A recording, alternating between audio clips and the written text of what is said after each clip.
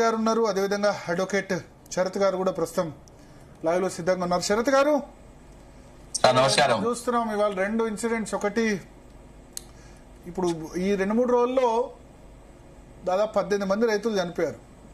గోడలో లేకపోతే ఇంకా వేరే కారణమో కొనుగోలు కేంద్రాలు, అకాల వర్షాలు ఇవన్నిటి ద్వారా పిడుగుపాటు ఇంకే కారణం.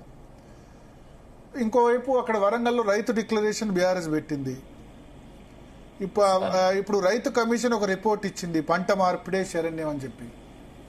సో దీన్ని ఎట్లా హ్యాండిల్ చేయాలి సార్? ఒకటే ఏంటంటే ఫస్ట్ ఆఫ్ ఆల్ ఫండమెంటల్లీ కొన్ని రాష్ట్ర రైతాంగానికి సంబంధించిన విషయాలు అంటే బహుళంగా ఉండేటువంటి జనాభాకు సంబంధించిన విషయాలలో కూడా అన్ని రాజకీయ పక్షాలలో ఒక కన్సెన్సస్ ఉండాలి సార్. కన్సెన్సస్ అంటే ఇప్పుడు ఒకళ్ళు ఒక పని చేస్తే ఇంకోళ్ళు విమర్శించడము, ఒకళ్ళు మేము రైతు పక్షపాతులము అని చెప్పుకోవడము, ఇతర పార్టీలను రైతు ద్రోహులుగా చిత్రీకరించడం అని ఈ సంకుచిత రాజకీయాలను వదిలెట్టేసేసి ఇప్పుడు ఫర్ ఎగ్జాంపుల్ రాష్ట్రంలో వ్యవసాయానికి సంబంధించిన ఒక పాలసీ, ఏ పంటల వల్ల లాభదాయకంగా ఉంటది, ఏ పంటలు లాభదాయకంగా లేదు, ఏ పంటలకు ఎక్కువ అకాల వర్షాల సమస్యలు ఉన్నాయి, ఇతరత్ర ఉన్నాయి అనే దాని మీద ఒక కన్సెన్సస్ రావాలి. అంటే ముఖ్యమంత్రి తన నేతృత్వంలో ఈ రైతు పాలసీ అనేది ఒకటి ఏర్పరిచి తర్వాత వివిధ రైతు కమిషన్ ఏర్పరిచారు. రైతు కమిషన్ రిపోర్ట్ ఇచ్చింది మొన్న ఇవాళ. ఇప్పుడు ఈ కమిషన్ ఇప్పుడు ఏదో రాజకీయ పునరావాస కేంద్రాలు, ఈ రైతు కమిషన్లు ఇవన్నీ తర్వాత వీళ్ళు ఏంటంటే వీళ్ళ పని కంటే ఎక్కువగా ముఖ్యమంత్రికి ఏది నచ్చుతుంది, ముఖ్యమంత్రి ఏది మాట్లాడితే ఇష్టపడతాడని ఆ రకంగా పోతున్నారు తప్ప ఏం రైతు కమిషన్ సార్? ఎక్కడ రైతులతో చర్చ జరిగింది? ఇప్పుడు రైతులకు సంబంధించిన భూ సమస్యలు ఫర్ ఎగ్జాంపుల్ మనలో మాట ఇప్పుడు రైతు ధరణి స్థానంలో కూడా కొత్త చట్టం తీసుకువస్తాం, రైతుల సమస్యలన్నీ పరిష్కరిస్తాం, అది ఇదని రకరకాలుగా మాట్లాడినారు కదా. ఒక మంచిగా ఉన్న ఒక వ్యవస్థ, ధరణి వ్యవస్థలో కొన్ని లోపాలు ఉండే, ఆ లోపాలను సరిదిద్దితే బాగుంటది, దాన్ని కరెక్ట్ గా మనం వాడుకోవచ్చు. ఎలకల బాధకి ఇల్లు గాలబెట్టుకున్నట్టుగా చేయాల్సిన అవసరం లేదని మనం గతంలో చెప్పినాం. కానీ రేవంత్ రెడ్డి ఏం చేసినాడు, దాని రాజకీయ కారణాల వల్ల దాని రైతు అంటే ఈ సమస్యల మీదనే ఒక కొత్త విధానం పెట్టినాడు, ఒక కమిటీ అన్నాడు, అదన్నాడు, ఇదన్నాడు, అన్ని సమస్యలు చేసి ఇవాళ ఏంటంటే మళ్ళీ ఎక్కడ వేసిన గొంగళికి అక్కడేనే ఉన్నది. ధరణి సమస్యలు అట్లనే ఉన్నాయి. ఇది సన్న చిన్నకారు రైతులు ఎదుర్కొన్న ఒక పెద్ద సమస్య. ఫస్ట్ ఫండమెంటల్ గా ఇవాళ 70% సమస్యలు ఇప్పుడు రైతులు ఇప్పుడు మండే నాడు ఏదైతే ప్రజావాణి కార్యక్రమం జరుగుతుందో, అంటే నేను చాలా సార్లు ప్రజావాణి కార్యక్రమాలకు పోయినా యాజ్ ఎ స్పెషల్ గవర్నమెంట్ పీడర్ గా, 70% రైతులకు సంబంధించిన భూ సమస్యలే కలెక్టర్ల దగ్గరికి వస్తాయి. తర్వాత జాయింట్ కలెక్టర్, ఇతర ఆఫీసర్లు ఉంటారు. ఇప్పుడు ఏదో మొన్న ముఖ్యమంత్రి ఒక ప్రకటన చేసినాడు, ఏమని ఆర్డీఓ స్థాయి వరకు ఈ ప్రజావాణి కార్యక్రమాలు రైతుల సమస్యలు అక్కడిదక్కడే సాల్వ్ చేసేలాగా వ్యవహారాలు చేయాలా అనేది ఒక పాయింట్.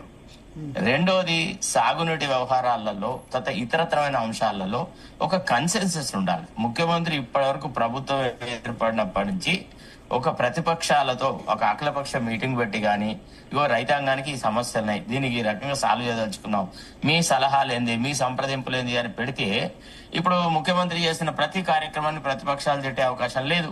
ఎందుకంటే వాళ్ళు కూడా సమిష్టిగా వాళ్ళ ఆలోచనలు పంచుకున్నారు.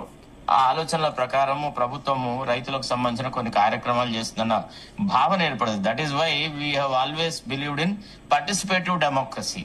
అట్లా కాకుండా వన్ అప్మాన్షిప్ అనే దాంట్లోనే ఉన్నది. ఇప్పుడు ఇవాళ కేటీఆర్ మాట్లాడిన స్పీచ్లు వరంగల్లో గాని, తర్వాత అతను మాట్లాడింది ఎవరు పొంగులేటి శ్రీనివాసరెడ్డి గారిని మాట్లాడిన మాటలు మీరు చూస్తే ఎట్లా ఉంది అంటే ఇది ఎక్కడైనా సయోధ్య కుదిరేటువంటి ఆలోచన ఉందా? కొన్ని larger interest of the farmers, రైతులందరి యొక్క సమిష్టికి వాళ్లకు లాభం చేసే విషయంలో ఇప్పుడు రైతు భరోసా అనేది ఒకటి ఉండింది. ఏది పెట్టుబడి సాయము, ఇన్పుట్ సబ్సిడీ, ఇంకా ఎక్కడున్నాం మనం? ఏం చెప్పినారు, ఏం చేస్తున్నారు? సో ఇదంతా ఏంటంటే సార్ చిత్తశుద్ధితో ముడిపడి ఉన్నటువంటి అంశాలు.